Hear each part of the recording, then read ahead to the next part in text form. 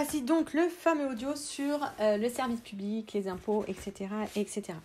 Alors, j'ai mis du temps à le faire. Il y a eu de la demande, donc je l'ai fait. Pourquoi ? Parce que je suis en limite d'expertise, donc autant sur la pédagogie, les neurosciences cognitives, l'évaluation, tout ça. J'ai plus d'une dizaine d'années d'expérience, de réflexion, donc quasiment 20 ans, oulala. Donc, je me sens assez légitime. Autant là, c'est vraiment là où j'en suis dans mon raisonnement, avec mes idées, avec ce que j'arrive à lire, etc. Donc, je vais essayer de te donner mes sources, même s'il n'y en a pas beaucoup. Mais apprendre comme c'est. Donc, notamment, j'espère que j'essaie de faire quelque chose qui ne fait pas hurler les profs de SES et les profs d'histoire géo. Mais aussi pour dire que je suis complètement ouverte au dialogue. Mon opinion n'est pas très stabilisée sur ces sujets. Et enfin, comme d'habitude, puisque mon opinion n'est jamais très stabilisée. Mais là, encore moins que d'habitude. Donc, n'hésite pas à me donner si tu as des sources, des arguments un peu différents. Enfin, voilà, je suis complètement ouverte au dialogue. Cela dit, allons-y, entrons dans le vif du sujet. Donc, on va parler des services publics, on va parler d'argent. Et avant, j'aimerais poser ce que c'est que l'argent, d'accord ?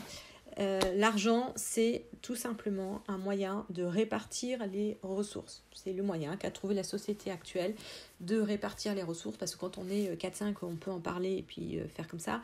Quand on commence à être plusieurs milliards, c'est plus difficile. Donc, on a inventé ce qu'on appelle l'argent. Mais c'est rien d'autre qu'une façon de répartir les ressources. Et la base du capitalisme, donc les Léonais, c'est que plus on gagne de l'argent en fonction de la valeur qu'on a produit. D'accord ? Quand on apporte de la valeur à la société, et du coup, on nous donne plus de ressources puisqu'on nous donne plus d'argent, puisque l'idée, c'est de dire on va donner plus d'argent et donc plus de ressources aux gens qui amènent de la valeur. Du coup, on va créer un cercle vertueux où les gens qui sont capables de produire plus de valeur auront plus de ressources pour encore produire plus de valeur, etc. Donc ça, c'est l'idée de base déjà. Posons-nous dans le paradigme de base. Ok. Là-dessus, il y a cette idée de privé public. Donc, moi, je fais remonter l'apparition du service public tel qu'on le connaît à 1945, avec tout ce qui se base sur ce qu'avait construit le Conseil de la Résistance pendant la guerre. Ils sont arrivés, ils y avaient réfléchi pendant la guerre, ils ont dit, en 1945, voilà ce qu'on arrive. Alors, bien sûr, j'ai une vision franco-française, bien évidemment. Maintenant, le modèle économique de la France est suffisamment spécial dans le monde pour que je me focalise là-dessus. Mais voilà. Donc, historiquement, 1945, Conseil de résistance, et donc il y a le privé, le public. Et l'idée, c'est de créer un gros service public et avec notamment d'avoir un service public assez fort. Pourquoi ? Parce que c'était l'idée du Conseil de la résistance. Bref, l'idée, c'est de dire que dans le privé, la valeur de ce que tu produis, c'est mesuré par ton CA, ton chiffre d'affaires. Plus tu fais du chiffre d'affaires, plus tu gagnes d'argent, plus ça veut dire que tu produis de la valeur. Et donc, c'est pour ça que pour les entreprises, c'est cool qu'elles produisent plein de chiffre d'affaires, parce que ça veut dire normalement qu'elles produisent plein de valeur. Normalement. Si tu vois qu'il y a un truc qui bloque à ce moment-là, normalement, tu te dis, c'est bizarre, il y a un truc. Mais en tout cas, normalement, plus on produit de la valeur, plus on a de CA. Bon, mais dans le public, on produit de la valeur, mais on ne produit pas de chiffre d'affaires, puisque justement, l'idée, c'est qu'on donne à disposition gratuitement aux gens. Donc, comment est-ce qu'on peut mesurer la valeur produite par le public ? Eh bien, par le pourcentage d'impôts. C'est-à-dire que plus, en tant que société, on décide de mettre beaucoup d'impôts, plus on va dire que le service public produit de la valeur. Et donc, forcément, plus tu descends, plus tes impôts, plus tu descends la valeur du service public. Donc là, ma source, et un petit peu surtout ce qui est économie, c'est vraiment la chaîne Eureka que je t'engage à aller voir, où il explique ça. Donc, c'est ça qu'il faut bien comprendre. La valeur du service public est mesurée par le pourcentage d'impôts. Donc, historiquement, le choix de service de résistance, ou en tout cas des gens qui y sont arrivés, c'était de dire, on va mettre beaucoup d'impôts. Du coup, on va avoir beaucoup de valeur dans le service public. Et en fait, du coup, la dépense publique, c'est quelque chose de bien. Notamment, ce qu'il faut voir, c'est que la dépense publique, on appelle ça de la dépense publique. Mais on peut aussi dire c'est du revenu pour les autres. Je t'explique. Par exemple, dans la dépense publique, il y a le salaire des profs. Mais les profs, ils vont dépenser leur salaire. Et c'est toujours pareil en économie. Les dépenses des uns sont les revenus des autres. Donc, le fait d'augmenter les dépenses publiques, ça veut dire que tu augmentes aussi le revenu des agents publics qui vont pouvoir réinjecter l'argent dans l'économie et donc c'est perçu comme une bonne chose. La dépense publique, c'est quelque chose de bien. D'accord ? Donc, c'est un choix libéré de faire beaucoup d'impôts et si tu veux, dans ce paradigme-là, le but, c'est d'avoir le plus d'impôts possible parce que plus on a d'impôts, plus on produit de la valeur dans le service public. on voit bien que c'est pas le changement, c'est pas l'idéologie prédominante. Il y a eu un changement. Alors là, je laisserai les profs de Sciences Éco Histoire me dire, mais en gros, il y a eu un tournant néolibéral, je dirais, dans les années 80-90, qui est basé sur une économie dominante, qui est que, avec cette histoire de marché, main invisible, en fait, l'idée c'est que si on laisse le marché trouver son point de justement avec, etc., ben, les choses se passent mieux.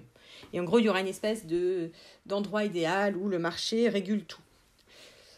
Et donc, le but de l'économie néolibérale, c'est d'aller chercher ce point d'équilibre du marché où tout se passe bien. Je passe sur le fait qu'il y a plusieurs mathématiciens qui se sont penchés sur cette question-là et qui ont démontré formellement que ce point d'équilibre n'existe pas.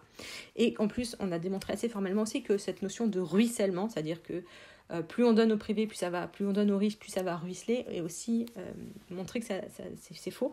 Mais il se trouve que c'est des théories qui, pour moi, sont fausses. Enfin, en tout cas, dont moi, j'ai vu des preuves assez fortes qu'elles étaient fausses.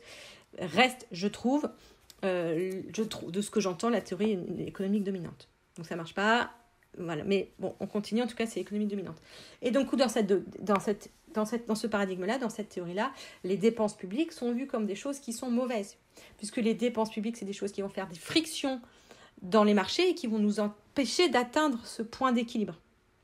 Et du coup, on a tendance à essayer de diminuer au maximum les impôts, parce que ces impôts sont vus comme des choses qui ne sont pas bien, puisque ça donne des points de fraction. Et du coup, en faisant ça, on diminue la valeur du service public. Donc, si tu trouves ça difficile qu'on diminue la valeur du service public que toi tu reçois, mais aussi que toi tu donnes en tant qu'enseignant, c'est normal, ce sont des choix politiques.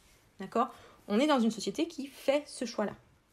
Alors, comment s'en sortir ? Bien évidemment, si tu n'es pas d'accord avec ces choix-là, comme peut-être tu l'entends, c'est même pas idéologique, c'est juste que moi, j'aime pas les choix qui sont basés sur des modèles dont on sait qu'ils sont faux. En règle générale, ça marche pas. Et en règle générale, on peut avoir des idéologies, mais le réel nous rattrape. Voilà. Bon, mais là, c'est compliqué parce que ça veut dire faire des mouvements politiques, etc. C'est pas mon but, moi. C'est qu'est-ce que je peux faire à mon échelle individuelle. Et bon, c'est sûr que c'est compliqué. En tout cas, ce que je sais et ce que je voudrais vraiment transmettre sur cet audio, c'est que l'idée de se sacrifier pour le service public, c'est une impasse. J'explique. Quand le public avait de la valeur, et bien du coup, il y avait un choix qu'on pouvait faire en tant qu'individuel qui était d'aller dans le privé et dans le public, sachant que si on choisissait d'aller dans le public, on avait du statut, on avait un salaire, on avait une sécurité de l'emploi. Le public était attrayant. C'est normal parce que c'était l'idéologie de l'époque. On voulait faire un service public fort. Aujourd'hui, dans l'idéologie actuelle, le public a perdu tout ça et donc en fait n'est plus attrayant. Et si tu décides d'y aller, et probablement tu as décidé d'y aller si tu écoutes cet audio, il faut bien comprendre que c'est un service qui est pas valorisé par la société. Aujourd'hui, la société ne valorise pas ça. Et il ne faut pas s'attendre à aller dans un endroit qui n'est pas valorisé en disant « mais c'est pas normal, je ne suis pas valorisé ». Oui, c'est normal, tu n'es pas valorisé. En même temps, tant qu'on baisse les impôts, ce ne sera pas valorisé et c'est normal. Donc la question, c'est comment je peux y aller en trouvant ma valorisation ailleurs, que ce soit valorisation sociale, que ce soit valorisation salariale. Et pour moi, l'impasse, c'est d'y aller en attendant que la valorisation arrive, en disant c'est important pour moi de faire du gratuit, service public, etc. Et puis, je ne sais pas comment ça va arriver, parce que tu es tout seul en train de te battre par la société, et en fait, tu vas juste te faire écraser, et ça se finit en burn-out, malaise enseignant, etc., etc. Et ça, c'est extrêmement documenté. Et au final, qui c'est qu'en pâtit ? Les usagers, ou en tout cas les élèves, puisque du coup, ils ont un prof qui n'est plus là. Voilà. J'espère que donc j'ai pas forcément de piste sur comment, j'ai pas de bonne façon d'appréhender le service public et notre rôle dans le service public. C'était juste le paradigme dans lequel je me pose et éventuellement des pistes, mais bien évidemment le problème est beaucoup plus large et je vais pas pouvoir te donner des réponses pratiques sur un audio de 10 minutes. Mais voilà, en tout cas, c'était les idées que j'avais sur le service public, etc. Et vraiment finir sur cette idée de dire je vais dans le service public comme je l'imagine dans les années 50 parce que j'attends de la valorisation. C'est une impasse parce que cette valorisation aujourd'hui n'existe plus. Donc s'engager dans le service public, ça peut être un acte militant, mais il faut bien repérer que c'est un acte militant et qu'on n'est pas nourri par les actes militants. Et que donc c'est quelque chose qui nous épuise et qu'il faut donc, pour pouvoir continuer cet acte militant sur le long terme, trouver des choses qui nous nourrissent, qui nous ressourcent, que ce soit au niveau argent, au niveau valorisation sociale. C'est à nous de prendre soin de nous pour tenir dans la durée et au final faire perdurer le service public. Voilà, n'hésite pas à me répondre, réagir, etc. J'essaierai de répondre à tout, même si j'ai beaucoup de demandes en ce moment. Mais en tout cas, ça m'intéresse, je vous lis tous et ça me fait progresser ce que vous me dites, etc. Donc n'hésitez pas à réagir, même si je ne réponds pas, ça m'aide beaucoup. Voilà, merci à tous et puis bonne journée.